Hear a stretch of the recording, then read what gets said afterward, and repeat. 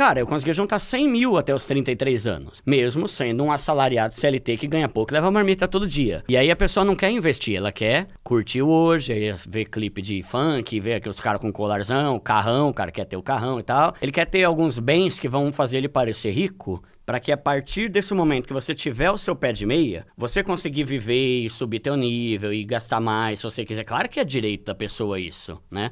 Só que é uma fase, e as pessoas querem ir direto para a fase de usufruir.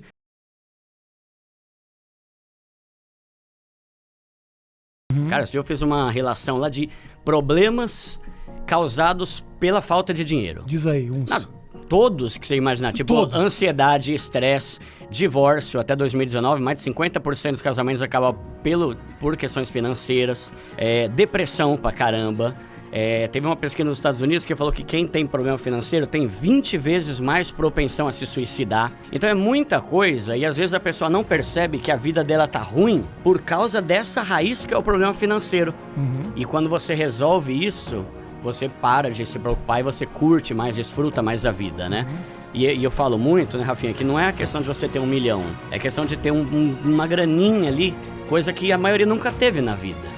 Eu vivo falando, para de gastar com coisas e junta uma grana. Só que a pessoa às vezes ela ignora porque ela não sabe como é prazeroso você ter uma grana. Mesmo que não seja muito, né? Então eu começaria por aí, a pessoa que não tem dinheiro, no fundo ela tá preocupada por não ter dinheiro.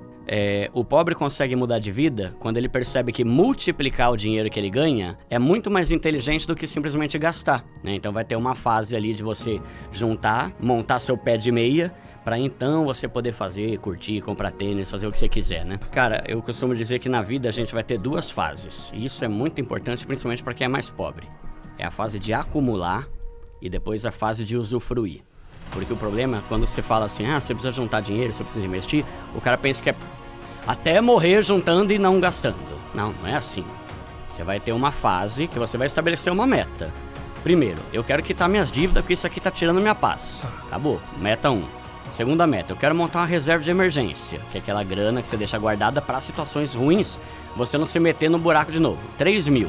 Maravilha. A partir daí, vai começar a investir. 10 mil. Maravilha. Aí pode fazer o que você quiser. Entende? Tipo, o ponto é, você merece curtir a vida. Só que quanto mais cara a sua curtição, mais tempo você vai ficar na pobreza.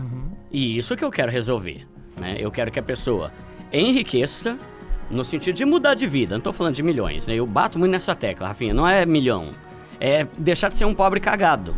Entende? É porque tem 2 coisas. Tem o pobre e tem o pobre cagado. Pobre cagado é o cara que tá todo ferrado, que trabalha 24 horas pensando nos boletos. E tem o pobre, que é a pessoa ali que tem um salário, tem uma qualidade de vida ok, tá começando a investir e tá aos poucos mudando de vida. E isso não é difícil de resolver. Só que com esse tipo de mentalidade, né, de a vida é uma só, eu posso morrer amanhã e tal, normalmente não morre e continua pobre o resto da vida, né? Então, é questão de você estabelecer uma fase de você acumular uma grana para que a partir desse momento que você tiver o seu pé de meia, você conseguir viver e subir teu nível e gastar mais, se você quiser. Claro que é direito da pessoa isso, né? Só que é uma fase, e as pessoas querem ir direto para a fase de usufruir sem passar pela fase de acumular. E é um mal necessário, é um mal que vai gerar bem. Eu garanto, mano, qualquer pessoa, só ver os comentários lá dos meus vídeos, só pobre que tem lá, né? Só pobre. Todo mundo falando, Duda, tá maravilhoso, eu não sabia como é bom ter isso. Ou então, Duda, por que eu não aprendi a investir antes? Isso aqui mudou a minha vida, mudou a minha mentalidade. E a gente que tá construindo um pé de meia e tá começando a curtir com mais prazer e paz, e não angustiado como a maioria faz hoje em dia, né? Mas é questão de a pessoa decidir. Não, pera, eu vou fazer isso aqui, eu vou juntar uma grana, eu vou quitar minhas dívidas pra entrar na fase de usufruir. Só que aí é mentalidade, né? Que é muito importante. Porque eu falo assim, Rafinha, o que é uma dívida? Não é comprar muita coisa. Dívida é parcelar muita coisa. Porque assim, se você ganha 10 mil e você gasta esses 10 mil comprando tudo à vista, você não é um endividado. Você é uma pessoa consumista. Você tá torrando e não tá pensando no teu futuro, mas você não tá endividado. Sim. Agora, a dívida é o resultado de um parcelamento. O que é uma dívida? Tudo aquilo que eu compro e não paguei. Pode ser um copo d'água, pode ser um livro, pode ser um celular, pode ser o que for. Então, se você é uma pessoa que tem dificuldade com autocontrole, gasta muito, ok. Ok, não, né? Não é bom. Sim, tem que sim. ter um equilíbrio, né? Mas a partir do momento que você fica parcelando tudo, você começa a se ferrar. E o cartão de crédito, querendo ou não, é o maior culpado nisso. Ah, a culpa não é do cartão de crédito.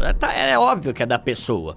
Mas o cartão de crédito, ele possibilita você ficar comprando coisas mesmo sem ter o dinheiro. E quando você compra coisas sem ter o dinheiro, você está fazendo dívida. Então tem a questão do cartão de crédito, que é o melhor meio de ferrar a vida financeira de uma pessoa. É muito acessível, né? Totalmente. E os bancos amam. Porque os juros são tão altos que o banco... Por que o juro é alto? Porque o Brasil tem uma galera caloteira. Tá. Coisa que em outros países não é assim. Por isso que os juros do cartão de outros lugares são mais baixos. O Brasil tem juros altíssimos porque se sabe que muitos brasileiros não vão pagar. Então eles botam juros altos pra caramba, pra que os que pagarem juros compensem os que não vão pagar. Que é aqueles que depois de 5 anos eu não vou pagar e fica tudo certo. Fica tudo certo entre aspas, né? A pessoa tá queimada, a pessoa tá com o nome sujo e tal. Então tem essa cultura do brasileiro de dar o calote. Tanto que eu abomino essa frase. Duda, o que você acha de deixar 5 anos passar pra dívida caducar? Primeiro que dívida não caduca. Segundo que mesmo que caducar, você não acha que é uma atitude íntegra isso? Claro. Essa mesma coisa que eu te emprestar uma grana e falar que se dane ele, mano. Daqui a 5 anos ferrou ele que se lasca. Pô, velho, não faz sentido. Então no Brasil tem muito isso. E como os bancos ganham muito com o quê? Empréstimo. Empréstimo é dinheiro fácil para os bancos, com juros altos, cartão de crédito. E quem os bancos mais gosta de dar cartão é pro pobre. Por quê? Porque o rico não vai fazer cagada. E se o rico não fizer cagada, o banco não ganha juros. Então você vai ver. Hoje em dia dá para você parcelar algumas coisas no cartão sem juros. Quem paga direitinho, o banco não ganha nada. Eu comprei a TV ali que custa 5 mil, se o cara pagar 10 de 500, o banco não ganhou nada com isso. Agora o pobre que vai começar a fazer besteira, ou o rico que não tem educação financeira também, né? Ai, comprei muita coisa, esse mês eu vou pagar o mínimo. Aí o banco vai sorrir de alegria, porque é isso que o banco quer. Pessoas pagando o mínimo do cartão, porque aí ele entra com aqueles juros rotativo que é absurdamente alto. De tudo que mais tem transformado a vida dos meus seguidores, eu não tenho dúvida nenhuma. Que é o cartão de crédito, parar de usar ele até você aprender. E o segundo é parar de comprar coisa pra impressionar os outros. Isso complica muito. Sim, mano. E aí a pessoa não quer investir, ela quer curtir hoje, aí ver clipe de funk, ver aqueles caras com colarzão, carrão, o cara quer ter o carrão e tal. Ele quer ter alguns bens que vão fazer ele parecer rico, só que no fundo ele continua sendo pobre. Então a cultura da ostentação e de você provar que você é bom pelo que você tem e não pelo que você é, que ferra o brasileiro. Então, se investe muito pouco. Esses dias eu tava vendo uma notícia lá, né? O brasileiro tá tirando dinheiro da poupança. Aí eu falei, que maravilha, porque a poupança é considerado o investimento mais fraco que tem. Só que aí quando eu fui ler o artigo, não é que o brasileiro tá tirando dinheiro da poupança pra botar em algo melhor. Tá tirando da poupança que tá todo lascado e tá precisando do dinheiro. Entendeu? Porque quando eu vi, eu falei, caramba, da hora, o pessoal tá se conscientizando e estudando mais sobre CDB, Tesouro Direto, ações, não. É porque tá ruim, e tem que pagar. Tá pior ainda e tem que tirar o que tem na poupança que é ruim, né? Então, ainda não é um povo investidor, tá melhorando. O YouTube, sem dúvida, foi o que, na minha concepção, o que mais ajudou nesse sentido, né? E as pessoas estão mudando, então o número de pessoas na Bolsa de Valores está aumentando. Só que aí você vê, Tigrinho dá mais resultado do que Bolsa de Valor. Tem mais gente investindo em plataforma de sorte, azar, essas coisas, do que na Bolsa. Então ainda tem muito uma questão de mentalidade, e por isso que no meu canal eu falo mais sobre mudança de mentalidade do que de investimento propriamente dito.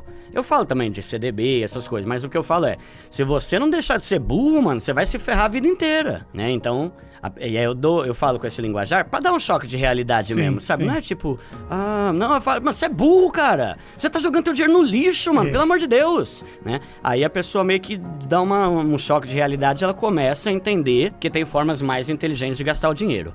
Tá melhorando o número de investidores, mas ainda não é as mil maravilhas, né? Quanto maior o seu desespero pra ganhar dinheiro rápido, maior a chance de você fazer cagada.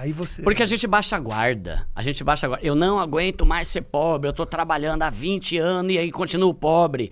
Aí vai lá o tigrinho. Vai lá o bagulho. Então o cara cresce o zóio nisso, né? E a outra coisa é, se esforce pra ganhar dinheiro com o seu trabalho e a sua inteligência, e não com a sua sorte. E esse é um ponto que é total mentalidade. Você tem que mudar a chave e entender que vai ser um processo. Vou dar um exemplo eu.